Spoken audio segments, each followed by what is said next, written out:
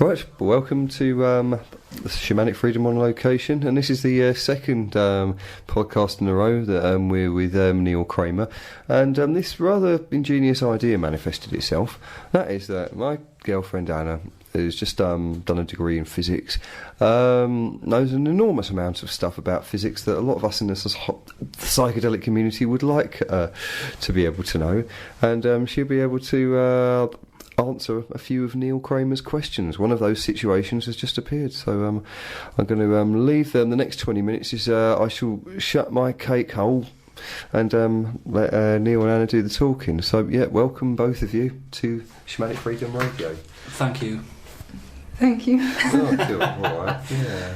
Yeah, what I thought would be interesting, because I think I heard you mention when you were, was it at the October Gallery, and you were with Anna and you were there, and you said that you were doing physics. Oh, that'd be interesting, you know, it'd be nice to meet her one day, and here we all are.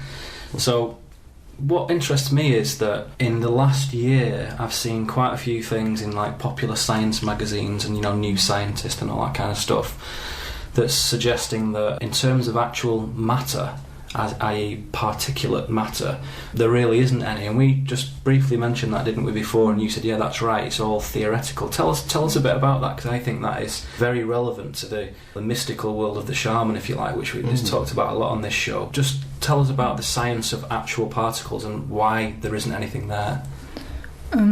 Yeah, it's the way that quantum mechanics work. It's if you look at the fundamental postulates, they talk about is the results of measurements that can be made on the particle. There's not really a particle. So when you're not making a measurement, there's just nothing there. You can't. Experiments like a double slit can demonstrate that this picture of a particle is wrong. Yeah, because when you were saying before, you were saying it as like a wave state and a particle state, but even that is just a sort of field of probability, not an actual thing, isn't it? Yeah, no, the wave, you often hear about that in popular science, like quantum mechanics treatments, about the wave and the wave going through both slits. But actually, that's what we first learned in the first year lecture course in quantum mechanics is wave mechanics. You have to fit a wave to the potential, and then from the wave function you can calculate things. But then in the next course, more advanced course, I learned that actually this wave, it's just the position representation of the mathematical object, which is actually the particle. Mathematical objects, it's called a vector in Hilbert space, which means it's just actually an element of a mathematical set, and the set has certain mathematical properties, but it's an entirely mathematical object. What you're saying, does that mean that what you're talking about is purely a mathematical construct, it's not actually a thing? Yeah, vector in Hilbert space is a purely mathematical construct. Okay, so do they go into the fact that actually the atomic structure is just theoretical? Yeah, it's just mathematics. In what you've learned during your degree, would you say that there are no building blocks as such? That's a big question, isn't it? Yeah, you have this whole mathematical formalism, and you have a particle. Well, you need to say particles, otherwise you can't talk about it. It's a mathematical object called a vector in Hilbert space, which is just terminology you don't need to know. And if a conscious observer, the formalism of course doesn't mention consciousness, but it's kind of obvious that it has to be, then decides to look at the particle, then that's a measurement, and then you apply the formalism, and depending on which property you measure, like you can measure position, energy, momentum, spin or angular momentum, and all these properties. Depending on which you measure, the mathematics, then you can then do the mathematics, and then you can, from this, you can calculate the possible outcomes of this measurement and the probabilities. See, I think what's interesting about what you just said is that a lot of people listening to this, even though they're quite conversant in a lot of mystical religious traditions, etc., would be surprised that from a scientific point of view the suggestion is that there are no physical building blocks. Was that specifically stated, or was that just inferred? Yeah, it's kind of inferred if you do the quantum mechanics. And was there any surprise in the students at that, or did anybody kind of scratch their head and go, wait a minute, I thought there were these little balls that made up everything? Yeah, I suppose most of them thought, most of us think that at the beginning. It's just a picture we have in our heads of objects. So did you thought that before you did the course? I think I knew that already by then, Right. because I'd done a lot of reading, and Okay, so so I wasn't surprised, but maybe others were.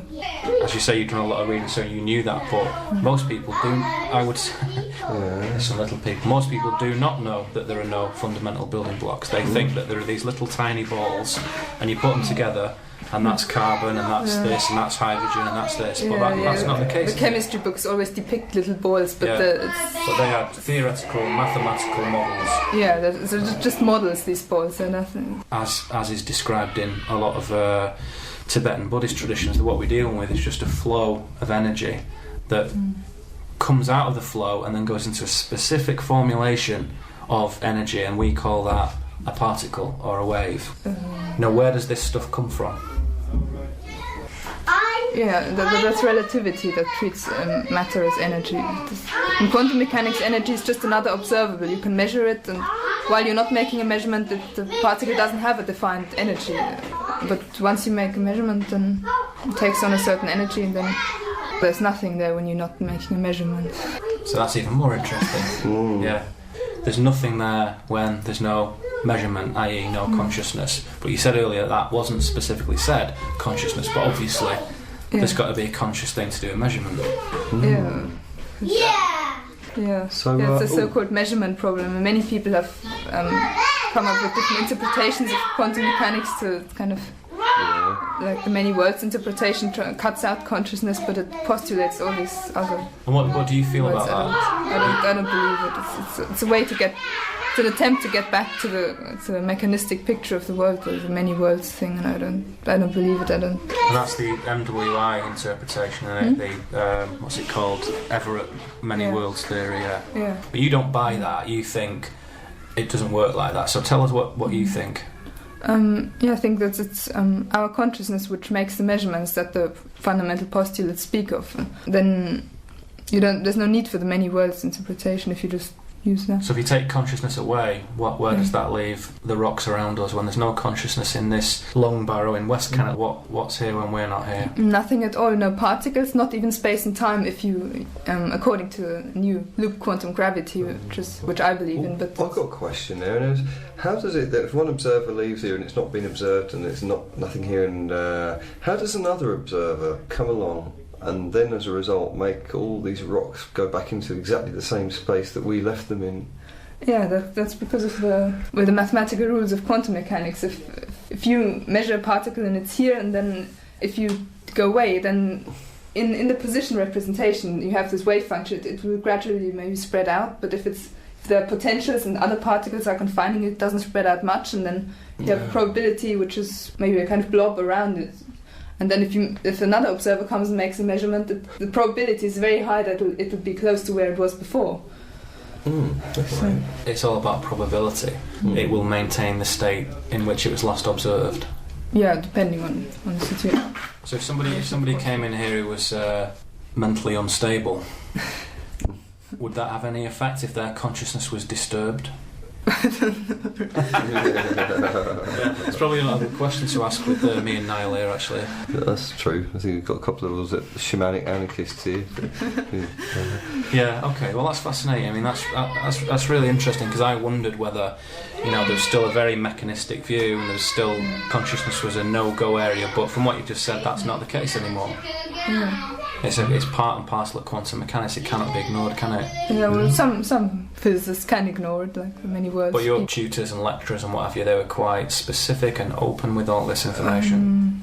I didn't actually talk to them about it. They just taught us the mathematics and the formulas, and they didn't say what they believe in the interpretation side. Did you get any sort of many worlds fundamentalists and anti-many worlds fundamentalists, like religious scientific fanatics in coming in and out of these colleges, though? Well, I don't know. I just went to the lectures and talked to all very the professors. Yeah. I mean, you said you'd done some reading and you were interested beforehand, presumably, of course. Has it changed your view of the world, any of the stuff you've learned? Yeah, it has, because what I read about in the books before was the wave mechanics, and the second lecture course, it took me to the real mathematical formalism that kind of did go beyond that. And it was before that you think, oh, if I'm not looking, there's a wave there, and then it collapses if you make a measurement. Yeah. So you think of this wave as being some stuff that's there if you're not looking. Yeah. But then this new formalism comes along and says, hey, this is just a representation of the mathematics, and this is actually just the mathematics and nothing else, and then kind of destroys that picture I had. And does that make you feel more comfortable or less comfortable as an individual? The fact that consciousness is a key thing holding everything together. Yeah. Is that good? Yeah, I suppose so. Okay.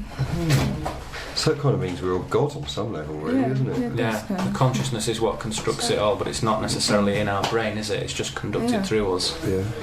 Yeah. Well, it's I mean, one of the good things I think about quantum physics is that it's iconoclastic, in the sense that it will get orthodox scientism as a fundamentalism, orthodox religion as a fundamentalism. It just kind of completely debunks them all, backed with concrete evidence. It just completely trashes. Because it's funny, isn't it? I don't know about you, Niall, but Anna seems completely comfortable with this, completely relaxed with it.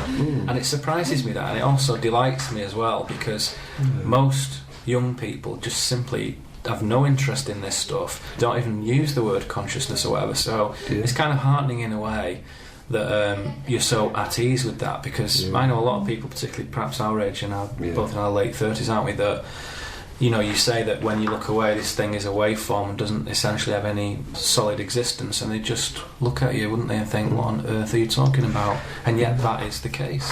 Yeah, people become sort of indoctrinated into this version of reality that we take, as real, and they forget that there's anything apart from that, and they even look at you like there's something wrong with you if you talk about anything deeper than who shot who on EastEnders last week. Or something. That's right. But it's also interesting, isn't it, that I don't know if you felt this during the years you've been studying, but there are some similarities, I feel, between pretty cutting-edge quantum physics and ancient mystical traditions that say everything is this one flowingness, and it's only our mind that brings it into material existence. And you could have read that in sort of 4,000-year-old scripture, and yet in the terms you've put it, what I hear is a very similar thing. What do you feel about that? Yeah, I'd heard about that before. And knowing about all those mystic things before, it did kind of help me then when I learned about the quantum mechanics formalism, to understand, it's just conscious making the measurements, nothing exists, and that's no problem. It took my mind a while to kind of get to grips with. That's what I mean. The mind sometimes needs data, doesn't it, just to do it, but it can't kind of twig it all together. I mean, my mind is more kind of from the old style mystical thing. I don't necessarily need proof and data, but in communicating the messages that I do, and I kind of write, that's what I do, I write essays and so on, I found it more helpful and constructive to give data to people who do need science and who do need evidence, like say intelligent guy like my father, for example. It would be important for him to know what you've just said, and that would make it much easier for him to enjoy a book about Toltec shamanism, because he could see, well, those things do have a relationship, but he would need that data because he has a materialist mindset. Well, I mean, I don't know much about this, because when it comes to academic stuff, I'm a bit of a dunce myself. Why is that? What happened after secondary school then? Well, personal question, you don't have to answer that. No, it's all right. I think I just kind of got more interested in being a dropout. Yeah. But then, you obviously you've read and consumed a lot of information since then, so you've just started to educate yourself independently, effectively. Yeah, right? so I think when I went to India, just shortly before I went to India, I did get a little interest in. It came from a more new agey start, and that combined with the psychedelic thing that I travelled. But I think that experience I had as a kid, which could have been, related, it wouldn't be completely alien to something like quantum physics, because nothing and no one, and even still no one, can explain how a childhood fear brought on by a 1970s rock opera could actually change the flavour of food, and so I love that. Yeah. Only you could come out with quite a sentence like that. Yeah. All right. So it was like, for me, it was kind of like reality in its consistent form was deconstructed to me at an early age, and sort of like just by narrow escape, didn't turn me into a psychotic. So to me, that was kind of something changed, like some weird kind of firmware upgrade at the age of 7. Well, it's interesting how people learn to me, because I would find it very difficult to do a degree in physics, because it's just not the way I do things. It's interesting how people learn. I mean, my education after high school was art college. Mine was like painting massive pictures of human bodies and abstract expressionism and stuff. And my scientific understanding, my kind of left brain emanations didn't come until I would say the mid-20s, when I went out and bought books myself. I have this kind of loose working theory that some information only comes to you at a certain point in your life, and it only resonates with you at a certain point in your life. Like, I have this joke with a friend of mine that you only start liking white wine after the age of 30, and up until then it just tastes like shit, basically. And similarly, you only start liking gardening after the age of 50, and until then it's just something that you may or may not be interested in. And similarly, physics is only worked for me when I was like 25, 28, 29. It started to become important. So I don't know, maybe the information finds its way to you rather than the other way around. Yeah. Well, there is something I left out when you're talking about. I've completely overlooked it. That my left brain was taken up a lot by sound engineering. I was writing and recording music. So, and I took an interest in production because I wanted to make my music actually sound like it had been recorded professionally. So, that's quite integrated, though, isn't it? Because it's creative and it's technical. Yeah, it's a good. What you were saying on Henrik's show about the left and the right brain being unified, that's a good example. It is. And again, playing a musical instrument, it's one of the few things you do where you get quite equal spread of left, right brain neuron firing, I believe. Yeah. So it's quite a healthy, harmonious thing to do. Yeah, I mean it's true. I mean I get that from my flatmate Angela, who plays the violin. Yeah, so she does seem quite balanced. She's a classical violinist. But what I found was that when I was doing the sound engineering, I'd be getting the hi-hat, panning it to the left, getting the ride cymbal, panning it to the right, getting the a real one or a synthetic one? If I was using drum machines, I'd do that. But on a few occasions I recorded drums, I was quite, I kind of got that together anyway. So there would be the whole point of being able to make sure that all the drums would be in the right side. There'd be the thing where you'd record a guitar, you put it through an effects pedal, you get a riff, record it twice, pan it hard left and hard right, and then create pseudo stereo out of two separate recordings of the same thing in unison. There would be things where you would get one signal, create a split-second delay, put it on the other side and create a pseudo-stereo delay. There'd be like reverbs, flanges, phasers, chorus pedals, compressors, all that. You've got an enormous amount of things in this massive soundscape. You've got to put... some things have to be mono, some things have to be stereo, some things have to be phase inverted. And so very, very complex. And that's stimulating largely the left brain. Yeah. It's not strictly true left and right brain, but for the sake of this conversation, it's a largely left brain, and yet music is fundamentally a right brain product, isn't it? Well, as you're listening to the effects of the phaser and the reverbs and all the things that are making the music come to life, that's triggering off something in the right brain while you're using the left brain to the technical side. So it does both together, and So, I suppose so. But it's what you call creatively applied physics. Yeah, that's sort of what that is, and a good combination of stuff. But you said that you had a guitar teacher. I did. I did.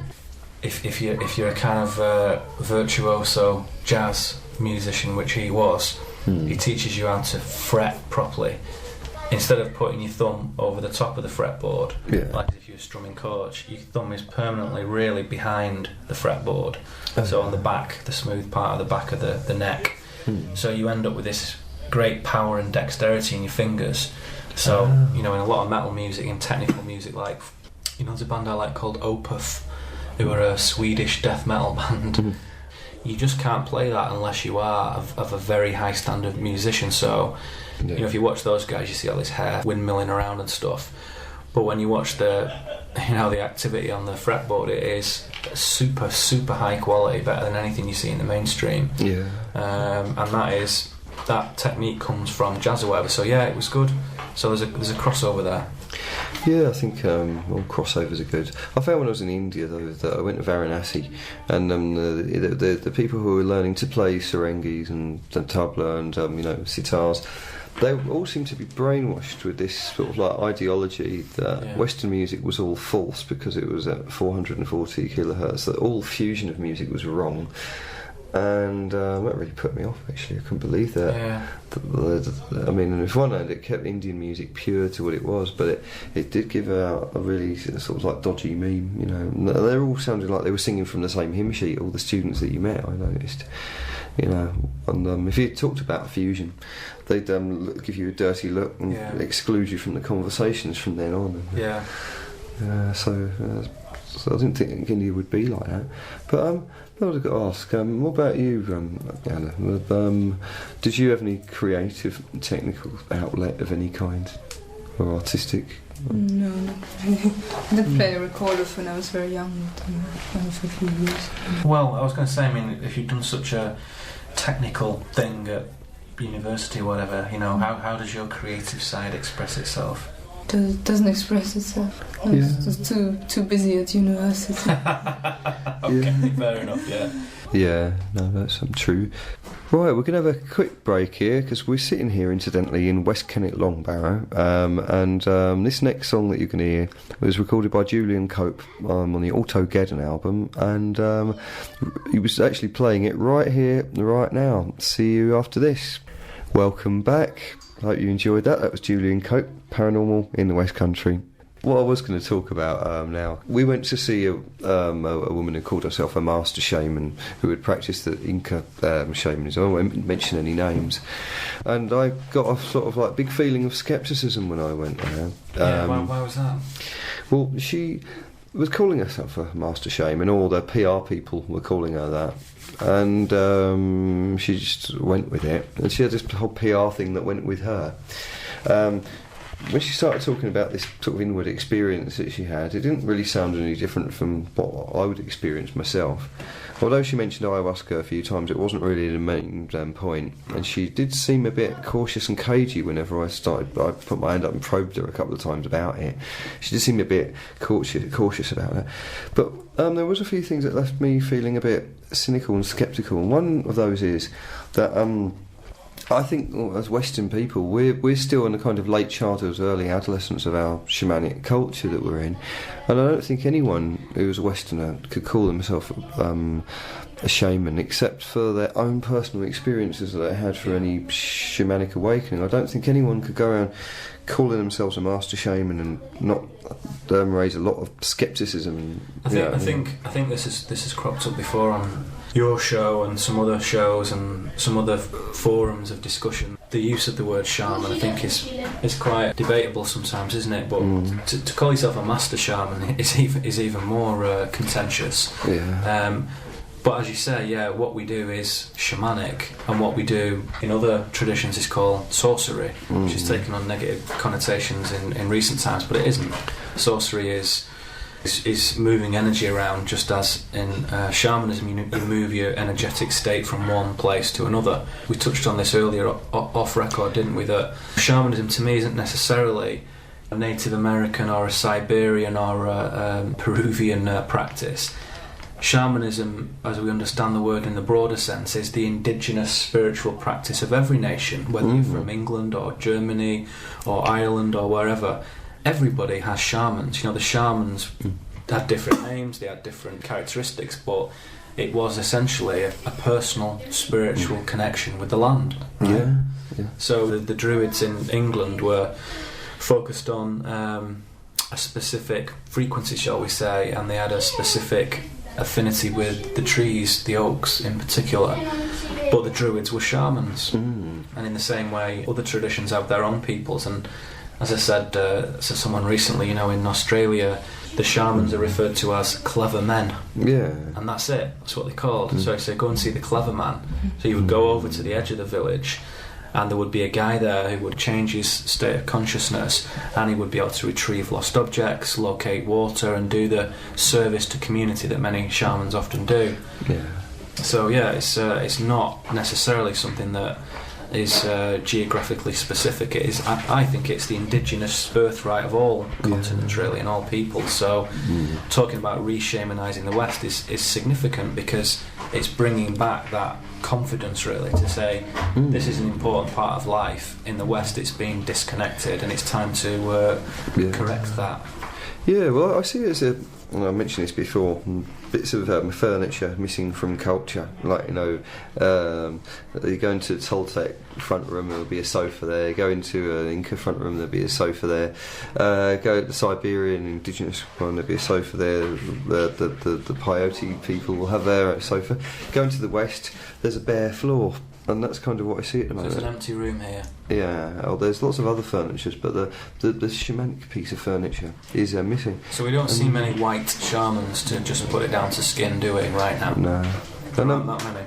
No, there's not that many. And I've been trying to think of it over the longer term time scale. And what my theory here is that this is something that woke up in the Western collective thing and the Jungian collective thing. It might have happened through Carl Jung and through Freud as well.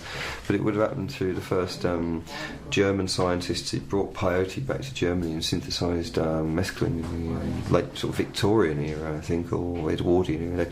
They would have done that then. And although it didn't take on for, when Albert Hoffman started synthesising LSD, that was one of those miracles, because he could quite easily have not done that. He just had a hunch. Right back to people like Huxley and Leary and Terence McKenna and all that. And then to it leading to people like ourselves doing all these blogs and podcasts, becoming part of this continuation of that sort of 60s countercultural thing, but making it more sophisticated. It is. It's more independent, isn't it? I think that's the thing that we have over that, is that the independent media was largely print-based in the 60s. Whereas now it's immediate, digital, mass acceptance. So people listen to your show all over the planet. I know you told me that you can see the map, and it's dead exciting and interesting to see where all the different people are coming from in every continent, and that's what's different. So I think it's no mistake that just as the disconnect, if you like, is at its most profound, that the technology reminds us that the connectivity is what we need. And my feeling is that as the internet recedes, it will be replaced by something that does not require technology, that will be using the natural abilities of mind and of spirit, where no wires and no digital devices are required. Yeah, it would be very similar to your field uplink thing that you were talking about, I'd imagine. Yeah, it's using the field, and it's using the inherent power of the planet and the consciousness of the planet to connect and to swap data, to share experience, to understand that self really is a construct, but what we see behind that is this consciousness, and it's a single flowing unitary entity. Yeah. And I also see that as time goes on, as generations go on, the ideas have got better. Because, I mean, when you were talking about field uplink, it probably couldn't have come to you if you hadn't seen The Matrix, maybe. Because that whole... You mentioned in Henrik's programme about, show me how to fly this helicopter, and then it's just downloaded into her head. Well, it is. I mean, the Matrix is a brilliant metaphor. I mean, I think, to be honest, it really is just different words for what I was reading in the 80s before then, from Castaneda in particular, who is still extremely valuable work, regardless of the origins of that text, and what's imaginal and what's actual is irrelevant to me. I think that the whole idea of the field is, from what Anna was saying earlier, can come to some other people from a different place to say, well, this is fascinating. The inferences of what we've just done in university for 3 years means that reality isn't possible without consciousness, and that only grows in how profoundly that affects every moment of your life. And it's just brilliant that you encounter it so young, because most people don't. Most people are working back to that from the age of 50 onwards. Yeah.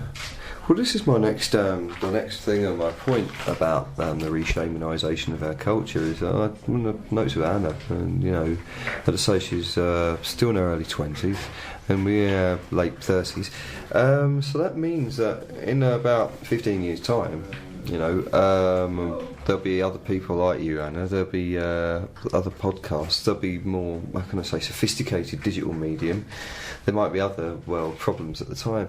There'll be new concepts that don't exist now, and you'll be taking them over. Just in the same way that Neil's talking about field uplink, and we're talking in this kind of the technical and technological way of our era, and how it seems to be in advance of what Terence McKenna was talking about, because he was limited to the technology of the 1990s. That's right. But in Terence McKenna, what he was talking about, how it was much better in a lot of ways than Tim Leary, because Tim Leary was, from that original pop culture thing, pre-computers, pre-everything digital.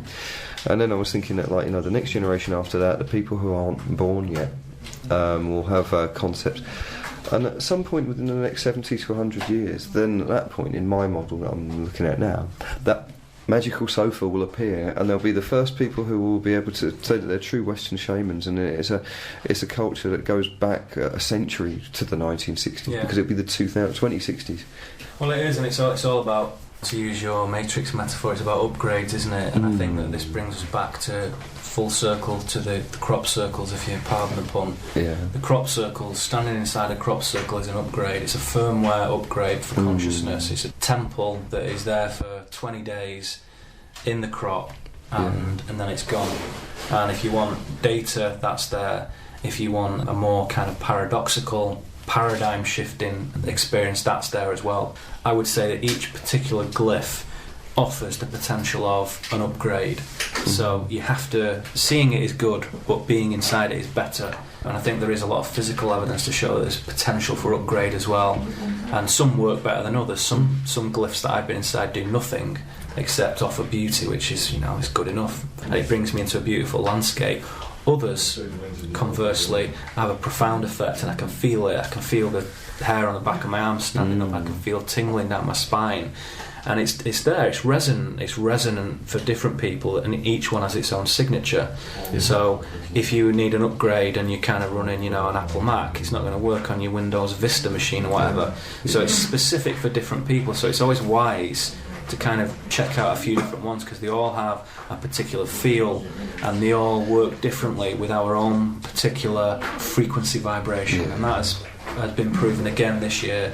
So over the past 3 years I've seen an inordinate amount of circles, and I would say there's probably only a handful that have really, really affected me. And I've made a note of those, and I've made a note of the geometry in those, and they do represent in my life, when I look at what's happened in and around those experiences, they have been upgrades. Yeah. No, I think I might have accidentally stumbled into one of them myself a few years ago. I had this bliss feeling that I wanted it forever to be now, and that now is eternally blissful.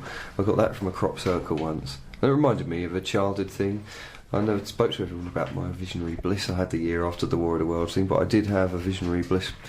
Well, it's a teaching, isn't it, to revisit that as a more informed adult now, to say that bliss is an important part of the human experience. So the circle gives you that upgrade, that the information, you may have been able to put that together previously, but its influence on your life and its meaning is a profound teaching. So those are subjectively experienced by us all, so that's why they work differently for different people. And these are, as we should stress, the authentic quote unquote circles, not the ones that are made by human artists, shall we say, putting it diplomatically. Alright, we'll have to come to the end of that one now, because we're the time gentlemen please, as they say in pubs over here. Alright, well cheers for taking time to meet us here in Avebury anyway, Neil. You're welcome. No, it's been good interview, nice day, good spending time with you two guys. Yeah, cool. Cheers for coming on the podcast, Anna. My pleasure.